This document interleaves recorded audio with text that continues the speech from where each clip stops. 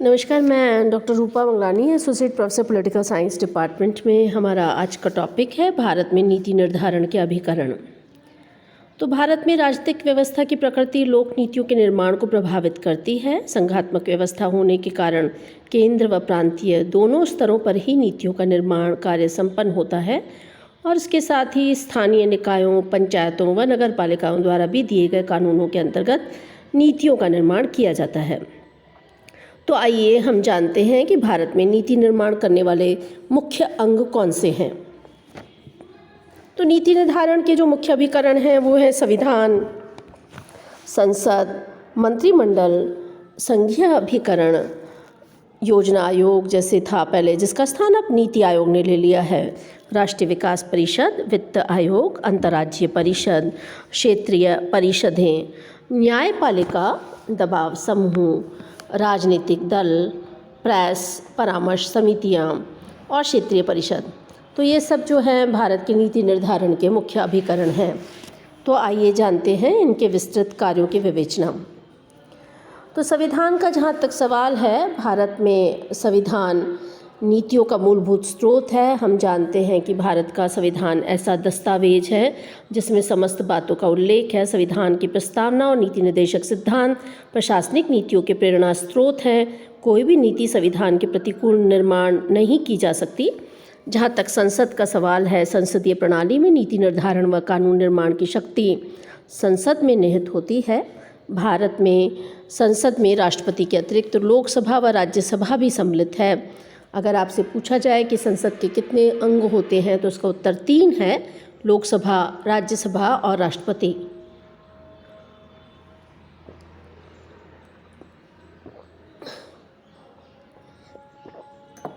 तो इस प्रकार हम देखते हैं कि संसद जो है वो नीति निर्माण का मुख्य अंग है। भारत में सरकार की सभी प्रमुख नीतियाँ संसद द्वारा स्वीकृत होती हैं। संसद बजट, अनुदान, पूरक मांगे, प्रश्नकाल, राष्ट्रपति के अभिभाषण पर वाद विवाद आदि के माध्यम से नीति निर्माण में सक्रिय भूमिका अदा करती है।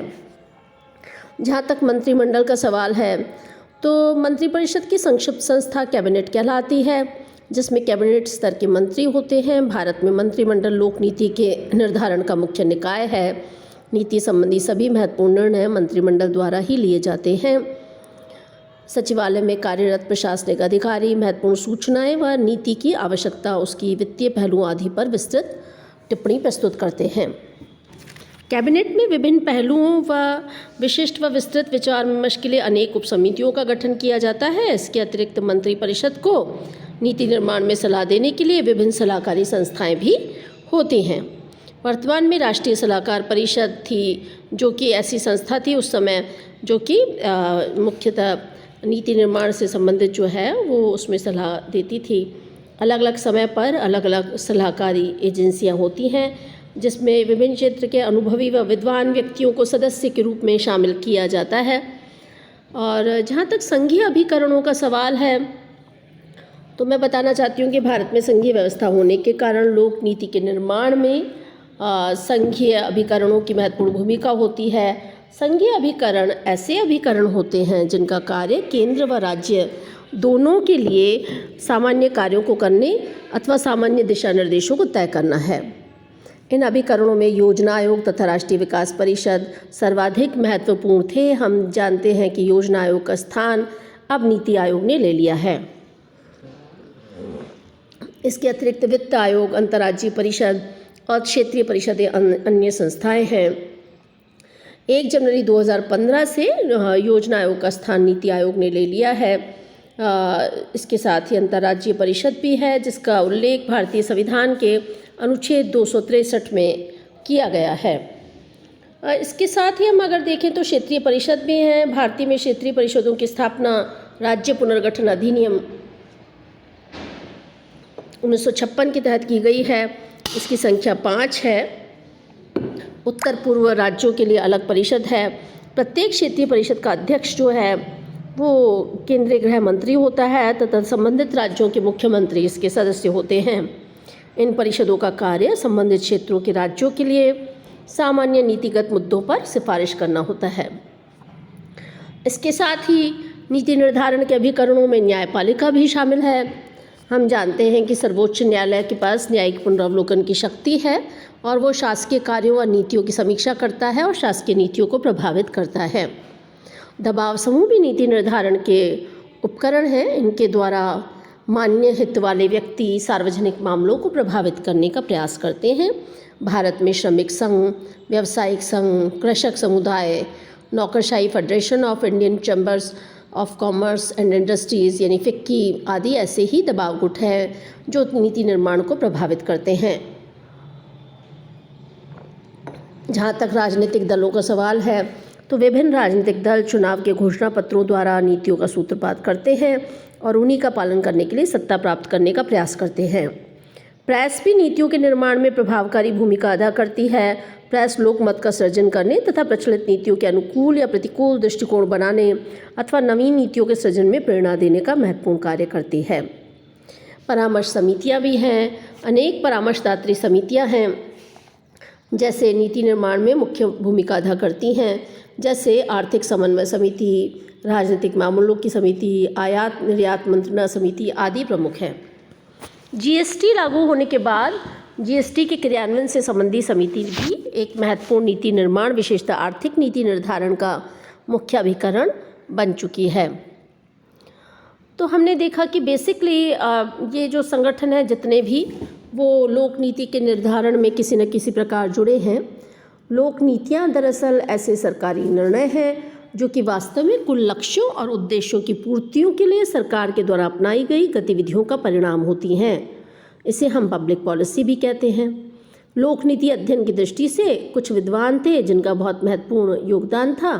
ये कौन कौन से थे? डेविड ईस्टन है जिन्होंने नीति निर्माण उपागम दिया, हैरोल्ड लासवेल है जिन्होंने पॉलिसी मेकिंग पे काम किया है, और ये सारे विद्वान हैं जो नीति निर्माण से संबंधित मुद्दे पर अपनी बात कहते हैं या उनका कोई कंट्रीब्यूशन है, योगदान है। लोक नीतियाँ होती भी विभिन्न प्रकार की हैं। कुछ लोक नीतियाँ होती हैं तात्विक होती हैं, एलिमेंट्री होती हैं, बेसिक होती हैं, आधारभूत होती हैं। इसके अलावा कुछ लोक नीतियाँ नियंत्रक होती हैं जो किसी न किसी पार कंट्रोल करती हैं। कुछ लोक नीतियाँ वितरक होती हैं जिसमें डिस्ट्रीब्यूशन की बात की जाती हैं। कुछ पुनः वितरक होती हैं आदि आदि। लोक नीति के निर्माण में दो प्रकार की संरचनाएं भाग लेती हैं।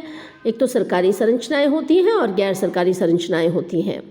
हमने देखा कि भारत में लोक नीति निर्माण के जो मुख्य अभिकरण हैं उसमें संविधान, संसद, मंत्रिमंडल और संघीय अभिकरण, जिनमें योजना आयोग जो कि नीति आयोग का स्थान, अपनी योजना आयोग का स्थान नीति आयोग ने ले लिया है।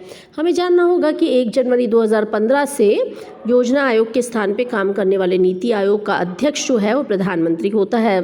राष्ट्रीय विकास परिषद जिसमें प्रधानमंत्री तथा राज्यों के मुख्यमंत्रियों से मिलकर बनती है। वित्त आयोग जिसकी चर्चा संविधान के अनुच्छेद 280 के तहत हर 5 वर्ष पर राष्ट्रपति के द्वारा उसका नियुक्त किया जाता है। अंतर्राज्यीय परिषद जिसका उल्लेख संविधान के अनुच्छेद 263 में है। राजनीतिक दल नीति निर्माण का काम करते हैं। न्यायपालिका न्यायिक पुनरावलोकन के माध्यम से काम करती है। दबाव समूह जो कि लॉबिंग करते हैं और नीति निर्माण को प्रभावित करते हैं। प्रेस का बहुत लोकमत को सृजन करने में महत्वपूर्ण योगदान है। और अन्य एडवाइजरी कमेटीज़ या परामर्श समितियां जो कि नीति निर्माण का काम करती है। लासवेल के अनुसार नीति वैज्ञानिकों को अघोषित कारकों पर भी ध्यान देना चाहिए और जो कि नीति निर्धारण में मुख्य योगदान करते हैं। एक पृथक विषय के तौर पे नीति विज्ञान नीतियों संबंधी ज्ञान के विकास को तेज करने के लिए और बेहतर नीतियाँ बनाने के लिए आवश्यक है। नीति विज्ञान की अवधारणा सबसे पहले 1951 में हैरोल्ड लासवेल ने व्यक्त की थी और बाद में जो है यह डिक्कल डोर नामक विद्वान थे जिन्होंने नीति निर्धारण के मानकीय मॉडल के 6 प्रकार बताए थे। नीति विज्ञान की मुख्य चिंता लोक नीति व्यवस्थाओं को समझने में और उनमें सुधार लाने की है। तो इस प्रकार भारतीय शासन और राजनीति से संबंधित ये टॉपिक जो कि पब्लिक एड से भी संबंधित है वो पॉलिसी साइंस का है, नीति विज्ञान का है, जो कि आपको जानना चाहिए। और आने वाले समय में जब हम मिलेंगे तो उस पर और विस्तृत बात करेंगे।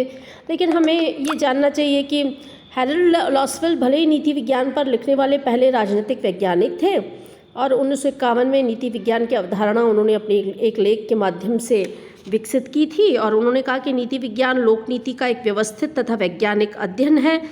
तो ये पॉलिसी साइंस जो है वो महत्वपूर्ण है। कंपटीशन में अक्सर ये आपसे पूछा जाता है, तो आप इस टॉपिक का अध्ययन करें और इसके जब हम मिलेंगे तो इस पर और चर्चा करेंगे। शुभकामनाएं। अपने और अपने परिवार के स्वास्थ्य का ध्यान रखिए। All the best.